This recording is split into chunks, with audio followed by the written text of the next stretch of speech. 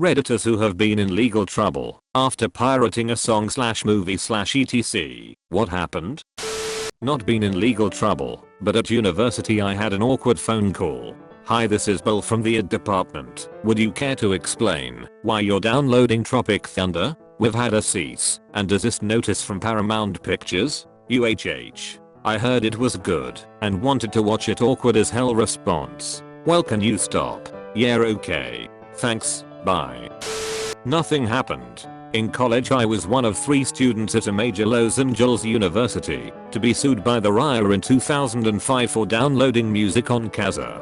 I woke up one morning to a thick packet of material outlining the lawsuit from a law firm called Mitchell Siegelberg and Knapp or something along those lines, and learned that I was being sued for $1.05 million.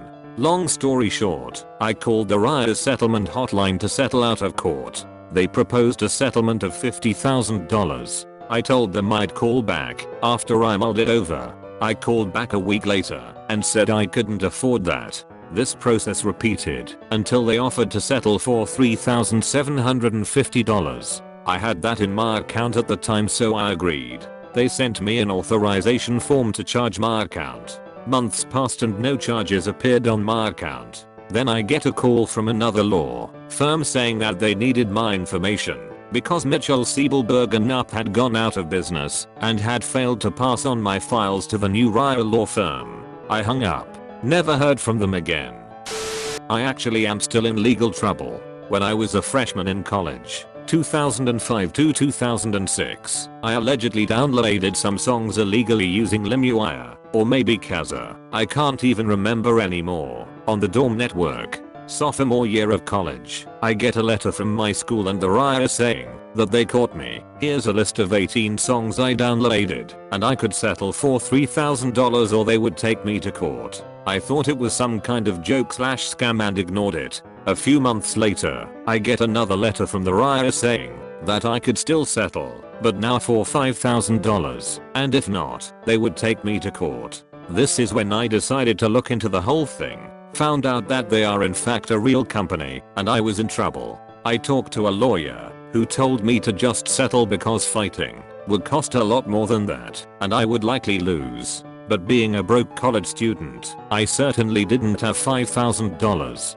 Decided to ignore it and hope it went away. In the meantime, I took off any identifying information, my address/phone number, on any accounts I had anywhere. I don't hear anything for a long time, maybe 2 or 3 years. I thought it had all gone away. I had graduated college and moved far away. My mom calls me, tells me that a lawyer had just tried to serve her papers because they couldn't find me anywhere. The papers say that I have a default judgment against me for $7,000. A few months later, I start getting phone calls on my cell phone from debt collectors trying to collect this default judgment. I never picked up. It's been almost 8 years now, and I still haven't paid, but I probably will have to someday.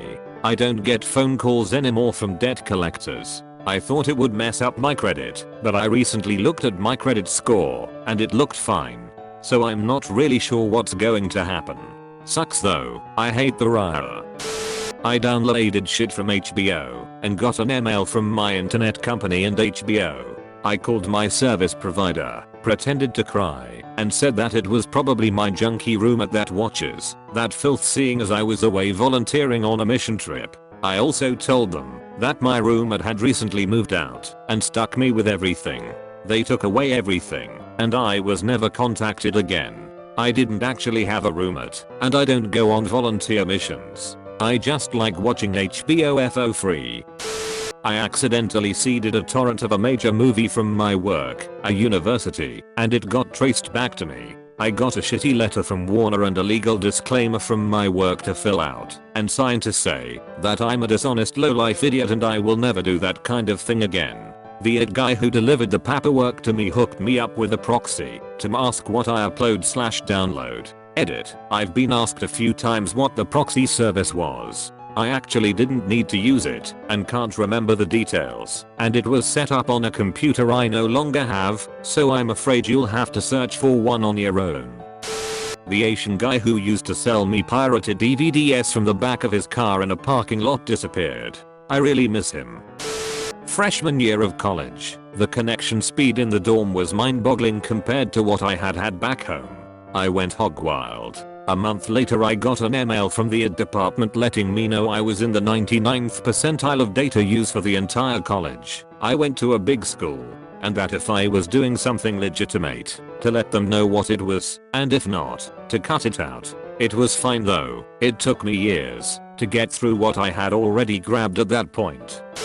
Me, wait, it's my laptop going to be taken away now? Police, no, but you won't be able to go to law school anymore. I'm cool with it. I pirated The Sims 2 in high school. My dad came up to my room a few days later and solemnly handed me a letter from whomever the fuck threatening to take legal action unless I removed the game. I didn't remove the game. A week later, another letter arrived, this time much more stern. I removed the game and taped my webcam over because I had no fucking clue how technology worked. Back in the PlayStation 1 days, the guy that copied my discs used to charge $10 a game.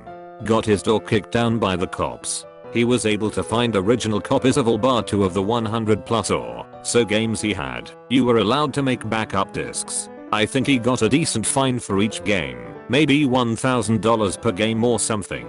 No jail time or anything like that. This happened in Australia.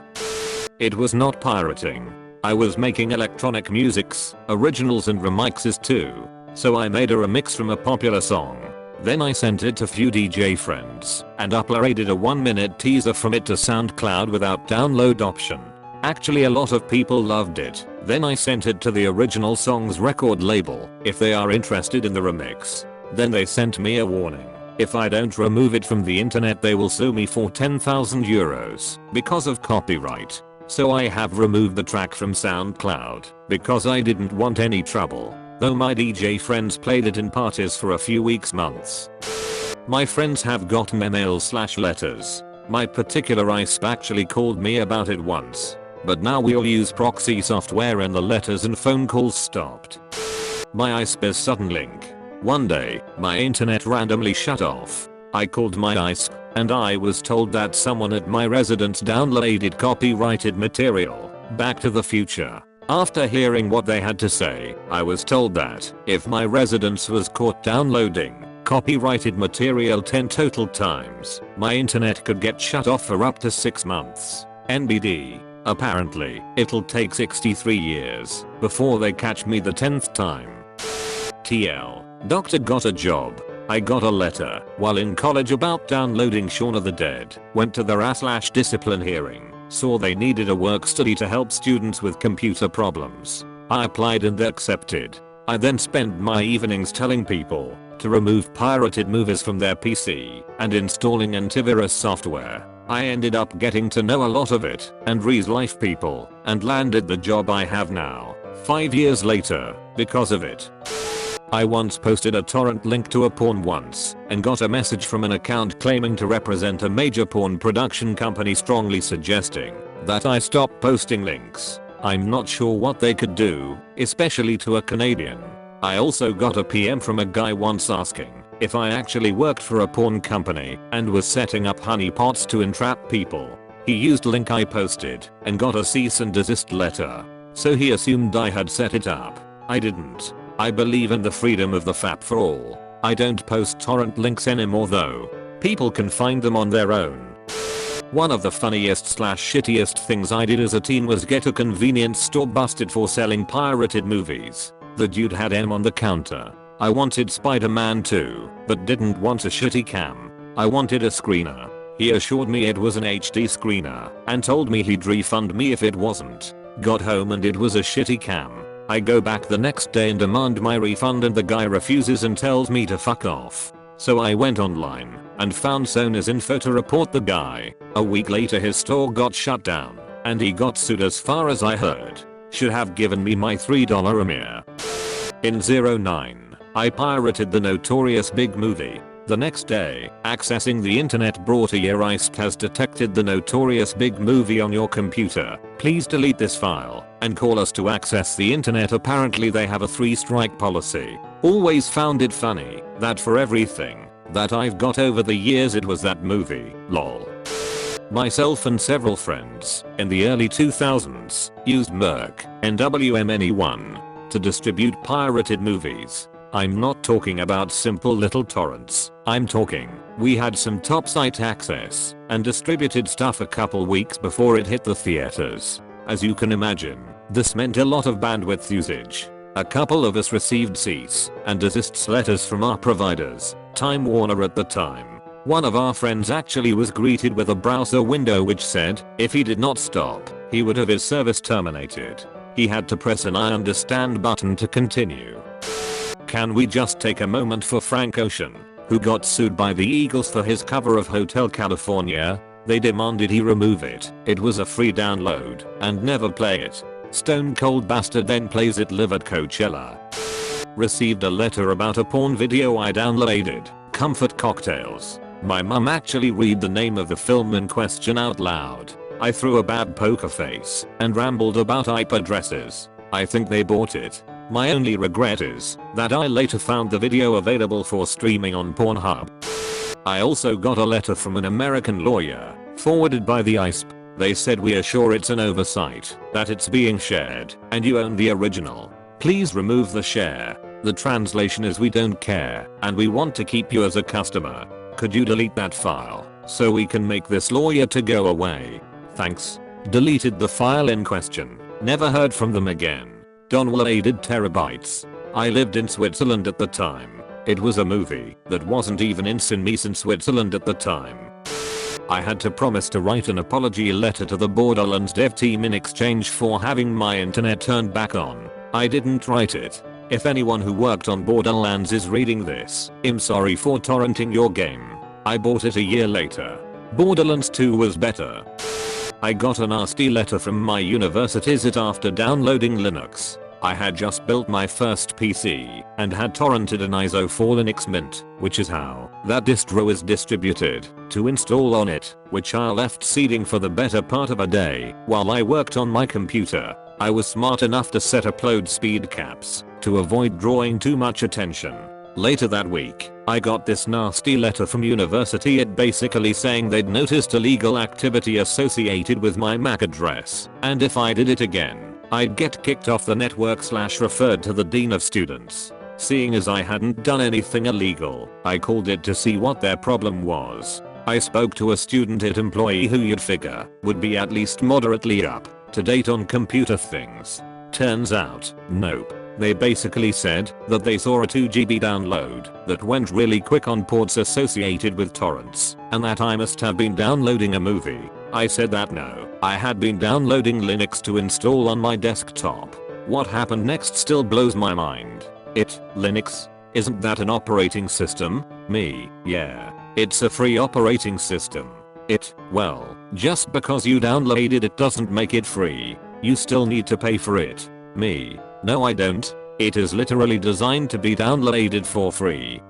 Just because you can download it doesn't make it free. This went back and forth for about 5 minutes before I finally got him to go look at the site and see I wasn't lying. He finally gave up and left me by saying, well, Linux won't work on the campus network. You need to use Windows. Funny, it seems to be working just fine. I downloaded a lot of movies and shows while studying abroad. They were legal in the country I was in. During the winter months I had nothing to do but watch TV in a language I didn't understand. My friends and I would all download shows / movies to watch when we weren't out drinking. I never got rid of the files from my computer, and within the very first hour of being back in the US my parents got a phone call saying that our internet services were temporarily shut down due to illegal torrent activity. I explained the situation to them on the phone and deleted them off my computer. They turned the service right back on after that. It was strange, especially since I hadn't even unpacked my computer or anything yet. I have no idea how they knew they were on there.